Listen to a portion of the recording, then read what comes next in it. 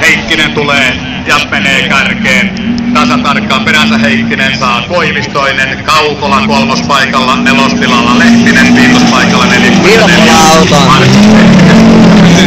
sillä linjassa oli jo Karana ja Kolmonen jäi tällä kertaa viikottaa siinä takana. Se kärjessä on. Sitten vähän niinku Kärjessä. toi. Niin, Aipi oli ennen kärjessä, niin nyt se oli niin. Kihlströmin kohdalta on sitten peli pelattu. Ei ollut tänään Kihlströmin päivä. Ja näin, Väyrynen, Laakso, Väyrynen ja vieläkin Väyrynen, kun vedetään kakkosta. Laakso ja sitten sisältä vetää Välimäki. Ja nyt sitten menee... Väyrynen menee meitsikään. Siinä ja siinä. Ja taas tulee.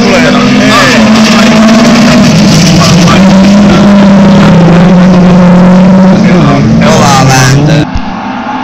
Niin. Ei kaatu. Saarela. Rytkönen siihen Saarela. Ja nyt ai siellä. Mitenkä se onnistuu?